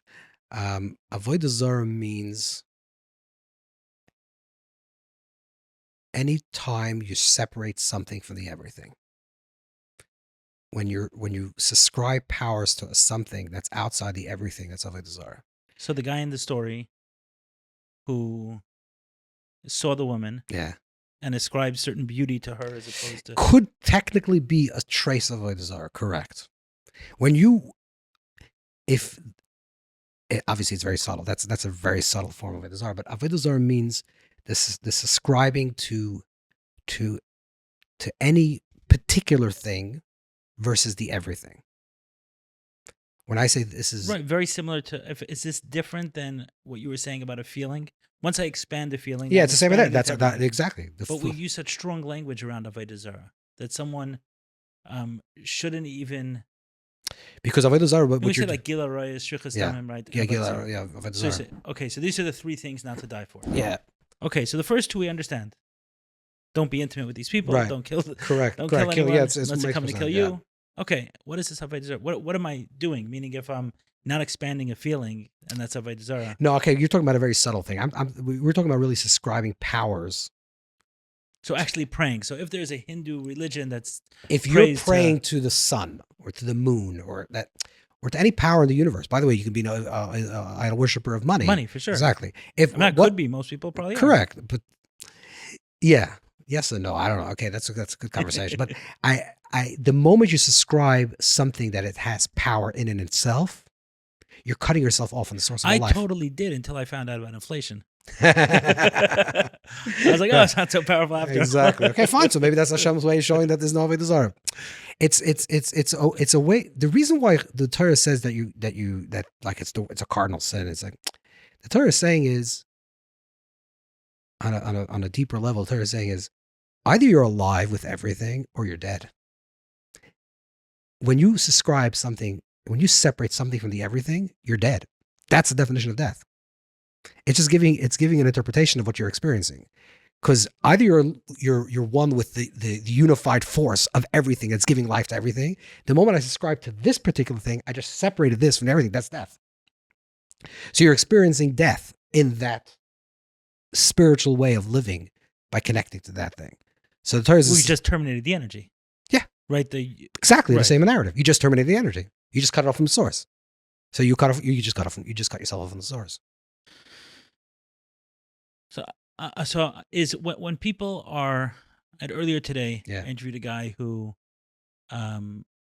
he's breathwork certified training and different things. He's from Sephardic guy, and had a very interesting life journey. And he says sometimes when he's leading a breathwork, people ask him that, is it Avodah Zarah, right? Like throw that word. Right. I mean, what is there any relationship between the two things? Would it be as crazy as someone saying is a shvichas damim? I mean, That doesn't make any sense. Someone's doing breath work. I don't know how that can be able to. Is he chanting? What is he doing? he's taking them through a breath. He's just breathing with them. No, well, breathing. What do you mean? Everyone breathes. I mean, like. What? I know, taking them through a specific breath. Of It course, depends what you're doing by breath. Are No, you of saying course like he doesn't think so, inhale but the I'm saying- oxygen of the universe and like the power? I mean, it depends how you like contact. If you're just breathing with someone, saying let's inhale and exhale very slowly, just to gain oxygen and be focused. It's like anything. It's like someone saying, "Here's a cup of soup," and someone I don't. There's no. So let's say, where does it doesn't say in Gemara that should I destroy the world just because of a few fools? Yes, or something? correct. Or should I destroy the sun and the moon? Yeah, just yeah. because- So everyone, I mean, there's probably a worshiper of everything that has a little bit of anything. Someone's worshiping it. as a god, Correct. That's true. Right. So So you're asking why these specific things? like, why am I getting excited? Because some person decided an elephant is their god. Why do I have to feel different about elephants or feel different about? You don't have to feel different about elephants. The question is No, how meaning you, even if they have the. I got it. No, that's not the problem. The problem is not the problem is not them. The problem is you. The problem is how you're relating to it. In other words, if you're relating to the elephant as a sacred animal, as something that's unique and sacred, an embodiment of some type of divine energy or divine quality, then you're the idol worshiper. If you're not, what does that have Right. to do? Meaning, if I'm walking into a room and there happens to be a. It depends. It depends. Meaning, what's the difference if they're chanting to anyone? For you, Yeah, do you so mean? I go into a meditation and this person happens to start chanting to the Virgin Mary. I mean, what does it have to do with me? okay, that's If I'm not buying into. okay. So that's another question. That's another question, right? The question is if energetically you're affected by other people's energy. That's what you're really asking, right? Okay, let's. What, right? Because you're saying I don't really subscribe to this person's energy. I don't really believe in anything that they believe in. But could a person be affected by another person's energy? Okay, let's see. Okay, if that's the question, that's a real question. I think first of all, it depends how sensitive you are. I think sensitive people do pick up other people's energy. You can sometimes walk into a room and a person's angry. You don't even know it, but you feel anger in the room. Some people do that. Some people not. We're susceptible to energy. But I think every single person, there's a certain resonance, a certain type of. But it's not what I'm. Okay, fine. I mean, what you're describing is, and I understand that. I've somewhat, I don't know, proponent, but Yeah. in my own healing experience, I've been. I don't know how much you know of my story, but for many years I spoke about being sexually abused as a child and the No, journey I that didn't I know had that. Okay, coming sorry. that, and then more recently I've spoken about porn addiction and dealing with the. I've been in recovery. Today I don't consider myself part of 12 steps. I'm part of recovery, But but you were involved. for in that. many years I was. And up until I encountered ayahuasca, and it kind of changed my relationship with a lot of things, Judaism included. I've sat with people in that setting who made me very uncomfortable. I felt the Christian influence, and which Right. that's very much in that world with many people. And Right. this is not my guy. Right. Okay. But it doesn't mean I was avodah zarah just because that's what I'm saying. Right. Meaning- but the question is, are you Meaning I happen to be sensitive to it. Okay, Right. so I don't like it. I didn't enjoy it. I'm going into a space where I'm looking to heal. I don't want someone chanting Right. to the Virgin Mary. Good. right Is that the same thing as as avodah zarah? Does that have any connection when no people use these languages? no, you're not doing the avodah zarah. Right. No, right. Or else the facilitator is chanting and doing other things. Correct. But if the other person's sitting in a room doing avodah zarah, let's say you're walking down the street and this guy worshiping avodah zarah, you know. Well, there's more walking down the street. I got it. You're together in the same room, the same presence. That's the question. So, like, do you want to be surrounded Okay, so I energetically? happen not wanting to be. Right, But that's- meaning, is that the You're not either worshiping. No, that's not a question. right? It's not a standard. No. But this, of course not. Of course not. It's not even a question. It's not even a question. The question is if you're about association, you know, like, you know, by osmosis. Right. And you know. personally, I chose not to Right. be in that, and I Correct. I worked with a guy who's of Islamic background, and I'm very comfortable with his Whatever. Yeah, whatever. right his perspectives on Right. those concepts when he Right. talks about it. Okay, fine. So that's a comfort level, but that's not the same. Meaning around No, these there's no concepts- avodah zarah if another person is doing avodah zarah in a room with you. right around breath work, around psychedelics, around a lot of these healing. I think a lot modalities. of these things are all they're all punched. They're all like pushed into this one barrel. spirituality. Yeah, and somehow all these things are linked to the 60s and to the hippies and to Ram Dass and to Hinduism. It's like but they're all separate, different things, and everyone has their own Torah Shlema. Everyone has their own, you know, whole understanding of itself. Right. So to hodgepodge and put all these things together in one big pot, it's not honest. Right. I was speaking to the artist Michal Muchnik. Yeah. So I spoke to him a few weeks ago, and he's like, "Listen, I love the healing and stuff like that, but I grew up in the '60s, so this whole psychedelic movement Right, is not right. right. It's not for me." And I said, "I hear you. I wasn't around then, but my feeling is from reading about the times then Yeah. and listening to some of the speakers then, and people today who are engaging in it, and is that then it came from some. It seems to a lot of people were embracing it from some sort of spiritual Right. search, some sort Not of for godly healing. search and meaning. And today, I think it's just, for the most part, just straight suffering. Yeah. People don't want to suffer anymore. Yeah. People don't want to suffer. I agree. People shouldn't suffer. I don't know if this is the right path. I'm not such a big proponent of these things. I'm not. Yeah, I'd love to. Yeah, I'm not really sure. First of all, I never have done any of these type of things, but I also, the question is if some people were telling me that, you know, maybe there was a shaman involved and maybe there was some type of chanting, which that could be, Right, that's what I want to know. So but there's- that's like positioning the experience in a like almost a death practice, like connecting to dead, and I don't know, that could be very spiritually, energetically not healthy. Avodah zarah, I'm not sure. I don't know exactly what the Right. person was chanting or not. they're saying, does that matter? Or does it matter what someone is believing? If the facilitator is projecting and presenting the experience in a certain way, certain people that certainly, if you're not familiar with your own little inner journey, then you're going to be susceptible to that person's energy much more. So we have to be careful with that. The other thing is, I don't want to get into this, but I'll just tell you, because it just happened the last few weeks, which is very strange, that a few people came over to me. Like, I would say for spiritual reasons, there's zero reason to do this. I think spiritually you can do this with other, you know, real inner work, not like, you know. Right, I would agree with Right. that. But in terms of like healing, so there's a lot to say. I find it kind of lame from a spiritual perspective. Right. Meaning- No, it's nothing. It's meaningless. I think spirituality has to become something within. You have to Right. like work on that spirituality. It's like the Kotzker once said that people want to change overnight and they want to have a good night's sleep. So it's like, okay, that's the type of spirituality. It's like, it's, you know. It's right. like- I mean, for those okay. reasons. So I'm yeah, talking about a that's person that's really, really not- traumatized. talking about someone who's really struggling. Yeah, someone really, who's really stuck, struggling. Someone who's. So the interesting thing is, again, I don't have And a lot of people who are stuck don't know they're stuck. Right. It's true. It's true. You know, someone at true. work told me recently, I don't have any blind spots. It's true. I agree. I understand that. There was this two thing that, let's just say like But you this. can be very critical of it. I'm not. Yeah. Yeah, for me, it helped me. Yeah, so, yeah, no. The reason why I'm critical, I'll tell you what it is. Besides avodah zarah issue, let's say it is an issue or not issue. Okay, put that aside. And the person's not going for spiritual reasons. The person's going because they're really stuck and healing. Yeah. Okay. That's, I think most people that I know are going into that Yeah, path, especially 'cause from this they're- background, what are you looking for another Right, God? right. Barely Right. able to believe the one that Correct. I got it. I that's understand. not. I understand. You know, Right. it's I'm done Did- suffering. there's- I heard a guy got help here. Yeah. Listen, you can't argue that. And this is what I want to say is like this: that there was just because Ashgacha Pratis, this is like Yeah. happened by divine providence. That a few couples came over to me in literally the last 2 weeks, and then I realized it was a pattern. It was frightening to me. A couple came over to me. This is like literally in the last 10 days from last week Sunday. First couple comes in, they have an experience, and they went through. There's a lot of trauma in their life, really hard lives. I'm not diminishing, God forbid, anything that they experience. Really harsh. So they decided to go. The husband, the wife said like she doesn't remember traumatized. She's like stunted a little bit emotionally, but she's Hasidic, so she maybe sometimes the emotions are not so open. They're fine.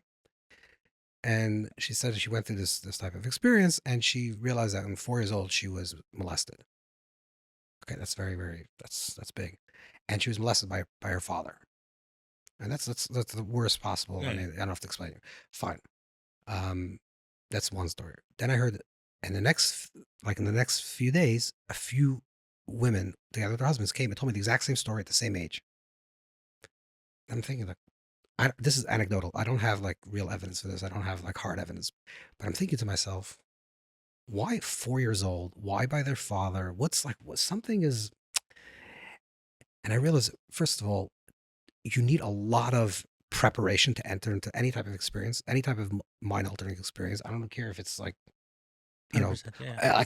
like medical experience, or any therapy, any type of therapy. You have to really go through like ready to open yourself up, and you need a lot of integration. And I think what happened to these people, in my opinion, again, and is that they weren't molested. I don't think they were molested because it was three people alone, exact same age. I think what it And was, all working with the same medicine, same people. same, yeah. And Yeah. I you know what I thought it was? Go ahead. And I get this is again, it's a conjecture. I have no Yeah, hard evidence in this. understand. I think is that there's a certain age in a person when you're young, especially a girl and also a guy, where you start becoming familiar with your body. That's why we have options. There's a certain level where a boy becomes a boy. It becomes kind of weird that they're a boy. They recognize that there's a difference between a boy and a girl, and one has one anatomy, one has another anatomy. If you're sometimes raised in a very insular community and you start becoming aware of your body, there's actually no one to talk to.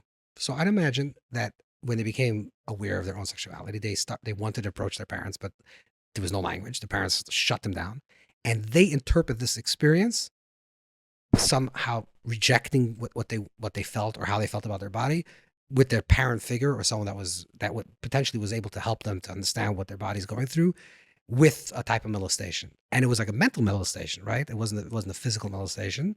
It was like a more psychological molestation. They interpreted something that was physical. The parents had no tools in their world even to access this information to help them, and no one's at fault. And whoever's at fault is at fault.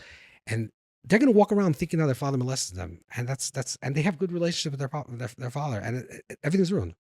And I'm thinking, if they would go in correctly and they would have like someone that's really helping them through this process and properly integrating them, they were dealing with therapists and people that were licensed psychologists and people that really understood the involvement of the they would be in a much healthier space without just taking these people, throwing them into experience, giving them experience. They don't have the tools to untangle their experience and to give context and to give understanding of their experience. And they're going to interpret the immediate reaction is that I was molested.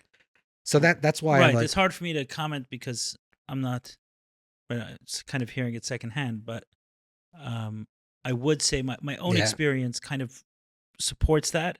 And I see it with a lot of others as well, where people who went from kind of walking around their life, doing their own thing, straight into a medicine experience. Oftentimes, there is no language to process any of these things. And it makes it worse. It actually makes and damaging them. It could just be too much. Yeah. Sometimes it could be too much. Too much or not a way of understanding it. It's like, God forbid, someone else says, God forbid. But sometimes it's necessary. Listen, it's like the question of like chemotherapy, let's say.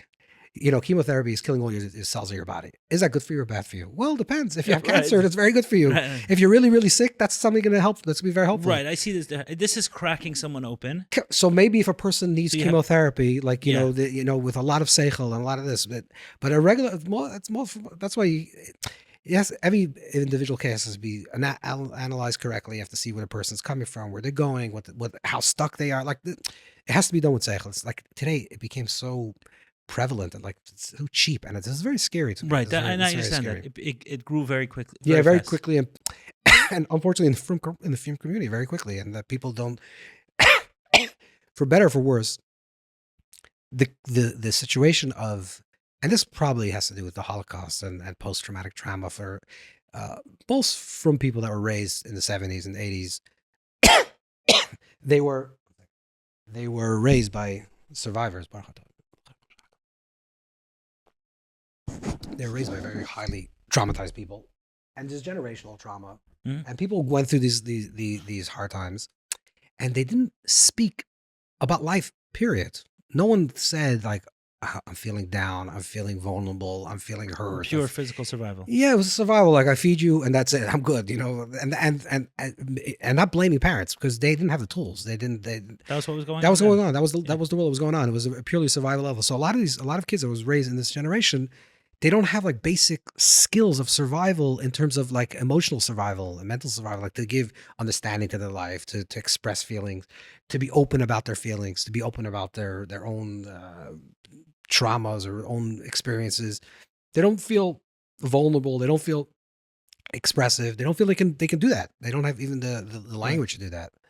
I have a lot of faith that these things will sort themselves out. Absolutely. In some way.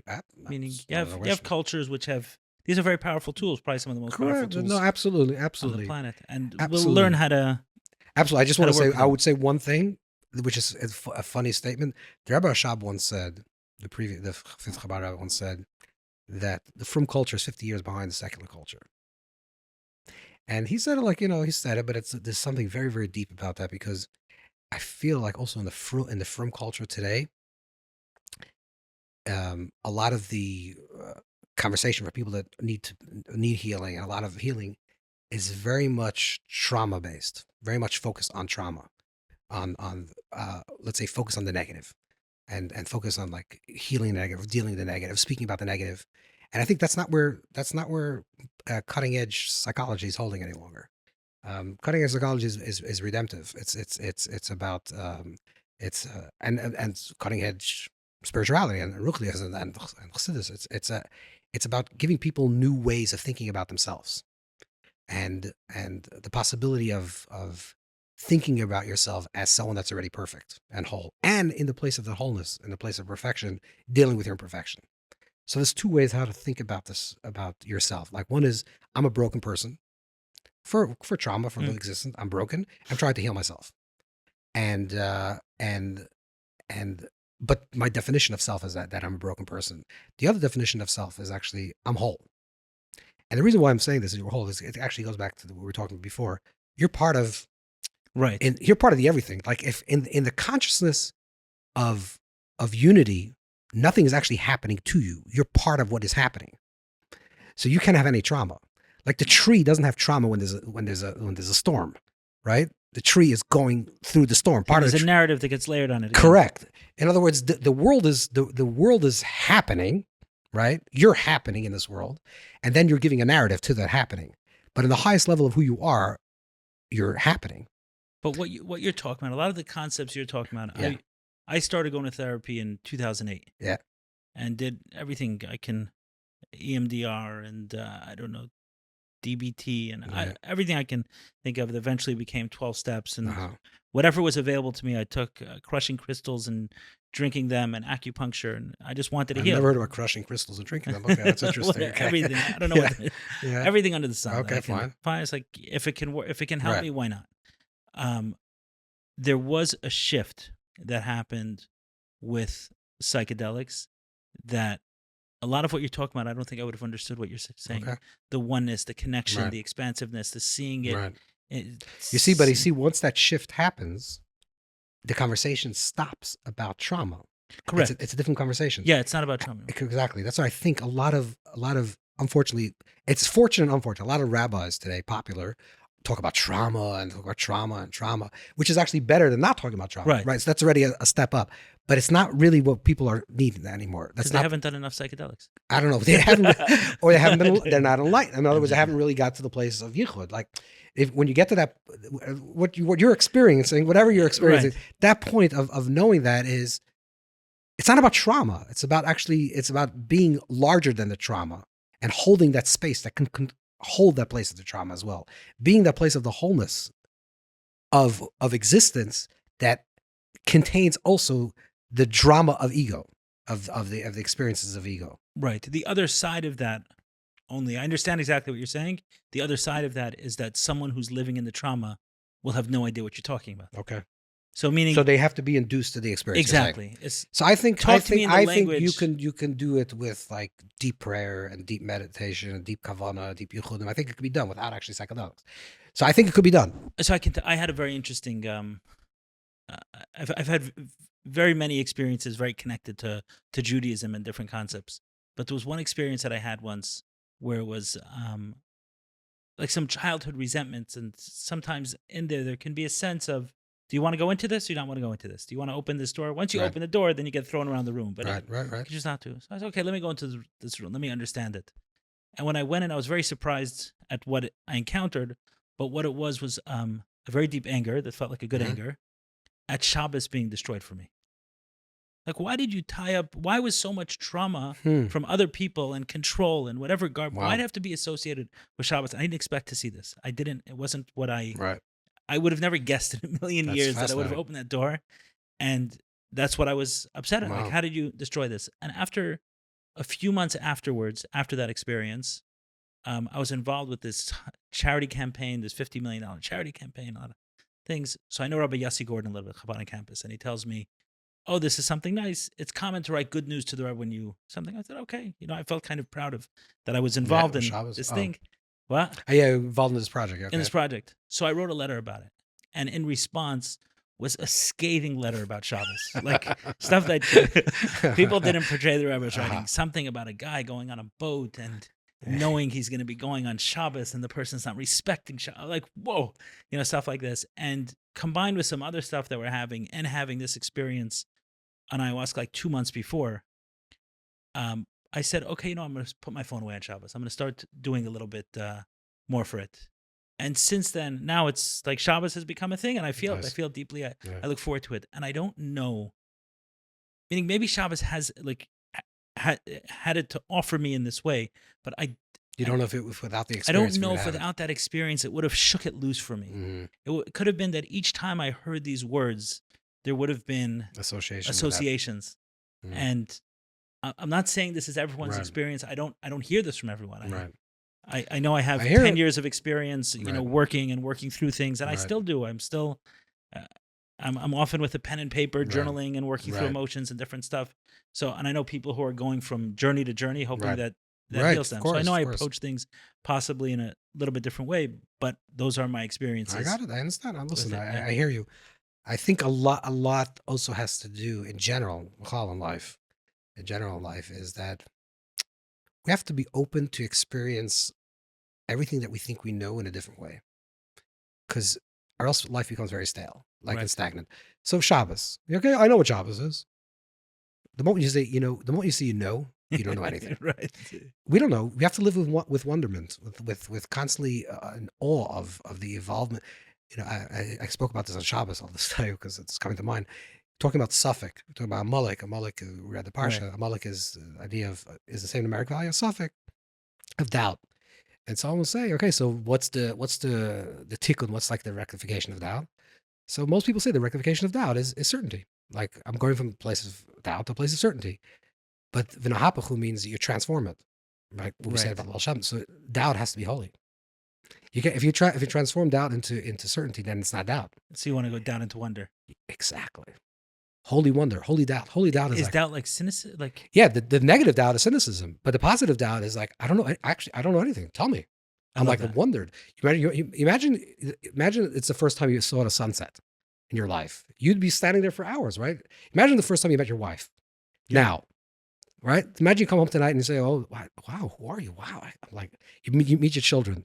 there's a sense of wonder. And the truth is, life is always in a state of becoming, and life is always new. Right. And so you talk about Shabbos, talk about anything, talk about open a siddur. Imagine someone told you that they just found the manuscript like hidden in a cave in like somewhere with that of King David's Psalms that he wrote. You're like, whoa, King David's Psalms, really? Where did they find it? You would be like, every word would be so precious. But okay, you're reading Tehillim, okay, whatever. So, you understand? We become so dull, desensitized to like life. It's like, but to enter in a state of, which is, by the way, this is actually a blessing of this generation that we live in. The curse of this generation is that relativity became such a phenomenon, not only a scientific phenomenon, but it became such a phenomenon in like human consciousness based on 100 years ago. Nothing's true. Nothing's true. So when nothing is true and nothing is meaningless, that's why people don't have gender identity. Everything is fluid. Nothing's really true. Then the question is, what is your truth? And it could be two things. You can do two ways. One way is like, okay, I don't know. Like, okay. Or is like, I can stand up for a truth. I can choose my truth. And when you choose your truth, every single day is a new choice. So if every day you say, yesterday you're a Jew. Okay. This morning when you wake up, are you a Jew? Right. Choose again. Choose again. Wow. When you say Shalei Sani Goy, I'm choosing to be a Jew today. I'm choosing to be a man today. I'm choosing to be free today. It's not because yesterday. No, there's no proof. Just because I was yesterday, it doesn't mean anything. Right. Today, every single moment, I'm actually the freedom of the relativity of the absolution of all truth allows a person to actually choose truth every single moment, which is tremendously freeing. Because every single day I'm recreating myself. Today is going to be a different day. Today I'm going to be a Jew today. Right. So you're saying it's taking that same feeling, but and then transforming it positive. Right. Same thing with the doubt. To live with that wonderment. Nothing's expected. I don't expect anything from anybody. I don't expect my wife to act a certain way, my children to act a certain way. Why should I? Because that's what happened yesterday. So what? Right. But imagine every single day, I'm like, wow, you did that for me. That's so nice. You're such a wonderful person. Oh, wow. I'm so appreciative. My wife and I went to a couples workshop with this woman, very special. And she started with this saying by Marcel Proust, saying, the journey of life, I'm probably misquoted, but the journey of life is to see old pastures with new eyes. Correct. Right. And this was the example she... Well, Marcel Proust, that's his whole, I don't know if you're familiar with his literature, but that's his whole thing about looking at a cup of tea for an hour. That's like, he writes about this. That's Proust.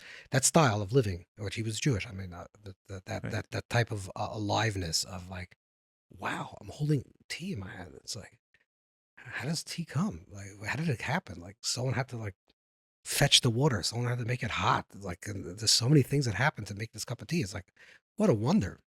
Right. The curiosity of life. The curiosity, the wonderment, to live with wonderment in life is to live like a child. Tikkun is tinok. It's the same letters. That tikkun, to live with tikkun, is to live like a child. And if you don't live like a child with wonderment, then you have nituk. You have separation. You're cut off. A child is always in wonder. Beautiful. Thank you so much. My pleasure. This is great. I hope you feel more energy. I feel all energized. I've got that. Of course. Conversation. Of course. I feel depleted and energized. Okay. All right. Physically and mentally. Okay. It was really a pleasure. Thank you so much. We'll do it again. Mitzvah Shem.